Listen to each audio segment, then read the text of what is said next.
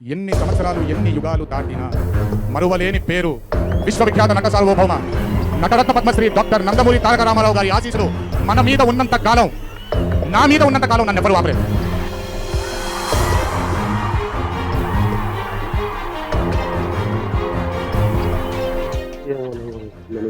Permission లేవు ఆపిస్తున్నా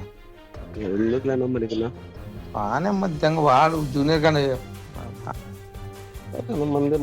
బుక్క packet lunch కొడుకు లోకేష్ గురించి మాట్లాడతాడా, సార్ గురించి మాట్లాడతాడు, బుక్క పకెట్ లంచ్ కొడుకోడు.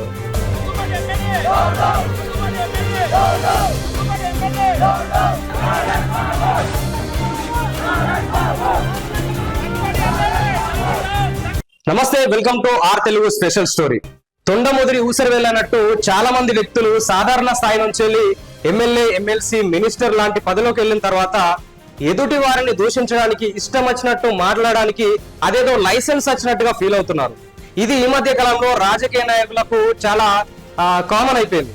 సో ఏదైతే అనంతపురం చెందినటువంటి ఒక ఎమ్మెల్యే దగ్గుపాటి ప్రసాద్ అనే వ్యక్తి, ఒక ఎమ్మెల్యే ఎన్టీఆర్ పైన, జూనియర్ ఎన్టీఆర్ పైన, అతని సినిమా పైన, అతని ఫ్యామిలీ వాళ్ళ పైన అనుచిత వ్యాఖ్యలు చేయడం జరిగింది. ఫకీర్ నా కొడుకంటూ, ఇల్లా కొడుకంటూ, అతని పుట్టుకకు సంబంధించి కూడా అనేక దుర్భాషలు అన్నాడు. సో ఆల్రెడీ ఏదైతే ఇటు లోకేష్ వర్సెస్ ఎన్టీఆర్ అని కొంత వాదాన్ని అయితే బయట నడుస్తుంది. నెక్స్ట్ ఎన్టీఆర్ సంబంధించినటువంటి వారసుడు ఎవరు అనే దానిపైన ఇంకొక చర్చ నడుస్తుంది. టీడీపీ వర్సెస్ అంటే నారా ఫ్యామిలీ వర్సెస్ ఇటు నందమూరి ఫ్యామిలీ అనే వాదన కూడా జరుగుతున్నాయి. సో ఇవన్నీ నడుస్తున్న నేపథ్యంలో ఇతను చేసినటువంటి వ్యాఖ్యలు ప్రస్తుతం రాష్ట్ర వ్యాప్తంగా, ఆంధ్రప్రదేశ్ రాష్ట్ర వ్యాప్తంగా తీవ్రమైనటువంటి ఒక దుమారాన్ని రేపాయి. ఒకసారి ఆ వ్యాఖ్యలు ఎలా ఉన్నాయో ఒకసారి చూద్దాం. పర్మిషన్ లేవు ఆపిస్తున్నా బాగానే మధ్యంగా వాడు జూనియర్ గానే ఆపిస్తున్నా. నాకే నాకు అవసరమే కదా, లోకేష్ ఎట్లా పెట్టుకుంటాడు లంజ కొడుకోడు, గుద్ద మూసుకుంటావు పూక. నువ్వు ఎట్లా ఇప్పిస్తావు నువ్వు గాడిది? నేను స్టేరోయిడ్ వేస్తున్నారు సినిమాది. సరే ఏపీ ఇప్పుడు పర్మిషన్ లేదు కదా, కాదన్నా స్టేరోయిడ్ సినిమా వేస్తున్నారు, పర్మిషన్ లేదు కదా, ఎట్లా ఇప్పిస్తావు నువ్వు? నేనెవరు వేయించాక నాకు సంబంధం లేదు. సరే బుక్ చేపిస్తా చూడి. కానా మామూలుగా నేను సినిమాకి పోయేవాడిని. ఆడదు సినిమా ఆడదు. మందేం పోతుంది. బుక్క పకెట్ లంచ్ కొడుకు లోకేష్ గురించి మాట్లాడతాడా, సార్ గురించి మాట్లాడతాడు, బుక్క పకెట్ లంచ్ కొడుకోడు. సో ఇది ప్రస్తుతం సోషల్ మీడియాలో తెగ వైరల్ అవుతున్నటువంటి ఆడియో కాల్.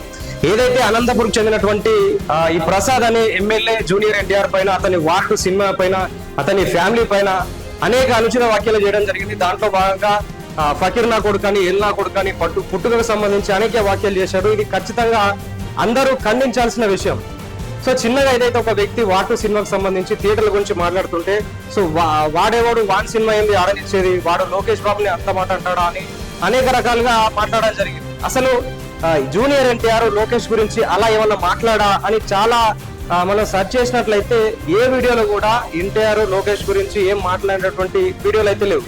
కాకపోతే ఒకటి ఏంటంటే, వార్ 2 సినిమాను ఆపడానికైతే ఆ ఎమ్మెల్యే, అతని అనుచరులు ఆపడానికి ట్రై చేసినట్టయితే మనకు స్పష్టంగా అర్థమవుతుంది. ఇంకొకటి ఏంటంటే, ఈ లోకేష్ గురించి ఏం మాట్లాడలేదు. కాకపోతే మొన్న ఏదైతే ప్రీ రిలీజ్ ఈవెంట్ లో ఎన్టీఆర్ తన సినీ ప్రస్థానం గురించి చెప్తూ, తన జీవితం గురించి చెప్తూ, అలాగే ఇలా సాగుతుంది నా సినీ ప్రస్థానం, ఎన్టీఆర్ గారి, సీనియర్ ఎన్టీఆర్ గారి ఆశీర్వాదం ఉన్నంత వరకు నన్నెవరు ఆపలేరు, నన్నెవరు ఏం చేయలేరు అనే విధంగా ఒక వాక్యం వేయడం జరిగింది. సో దీంట్లో ఎవరి పేరు తీసుకురావడం కానీ, ఎవరిని అనుచితంగా మాట్లాడడం కానీ, దుర్భాషలు కానీ ఏవి లేవు. కాకపోతే దాన్ని ఒక్కదాన్ని పరిగణలోకి తీసుకొని వీళ్ళు ఈ విధంగా సినిమాను ఆపడానికి, థియేటర్లు ఇవ్వకుండా చేయడానికి చేస్తున్నట్టయితే స్పష్టంగా అర్థమైంది. ఇంకోటి ఏంటంటే, అక్కడ ఉన్నటువంటి కూటమి ప్రభుత్వమే సినిమా ఆడడానికి, థియేటర్లకు టికెట్ల రేట్లు పెంచడానికి వాళ్ళు పర్మిషన్ ఇచ్చారు. సో మరి ఇతనికి ఏం నొప్ప తెలియదు కానీ మొత్తం మీద సినిమా ఆ థియేటర్లో వేయొద్దని చెప్పేసి ఇట్లా అనుచిత వ్యాఖ్యలు చేయడం జరిగింది. ఈ వ్యాఖ్యల వల్ల ప్రస్తుతం ఆంధ్రప్రదేశ్ రాష్ట్ర వ్యాప్తంగా అక్కడ కావచ్చు, ఆ తెలంగాణలో కావచ్చు, ఎన్టీఆర్ అభిమానులు చాలా ప్లేస్లలో ర్యాలీలు నిర్వహించడం జరిగింది. ఈ ఎవరైతే ఎమ్మెల్యే ఉన్నారో అతనికి సంబంధించినటువంటి ఫ్లెక్సీలు కూడా ఇంపేశారు. సో ఇది టీడీపీలో అటు వర్గపోరుకు సంబంధించినటువంటి ఒక సమస్యను తీసుకురావడం, తర్వాత ఎన్టీఆర్ ఫ్యాన్స్ కూడా ఇట్లా రోడ్ల మీద నిరసనలు చేస్తూ ధర్నాలు చేయడం, తర్వాత దిష్టి బొమ్మలు తగలబెట్టడం, ఇలా చేయడం వల్ల ఎన్టీఆర్ కూడా ఇబ్బంది.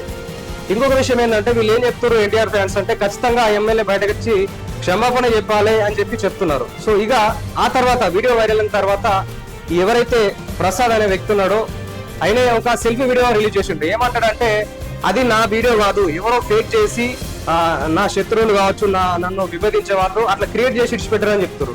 సో ఇది ఈ మధ్య కాలంలో చాలా కామన్ అయిపోయింది. అంటే కొన్ని మాట్లాడడం, అనుచిత వ్యాఖ్యలు చేయడం, ఇష్టం ఉన్నట్టు ప్రవర్తించడం, తర్వాత అది నేను కాదు ఎవరో చేసిరని చెప్పడం. ఏదైతే ఏ వచ్చిన తర్వాత సో ఫేక్ వీడియోలు తయారు చేసి కాబట్టి ఉన్న వీడియోలు కూడా ఫేక్ వీడియోలని తప్పించుకునే ప్రయత్నాలు కూడా జరుగుతున్నాయి.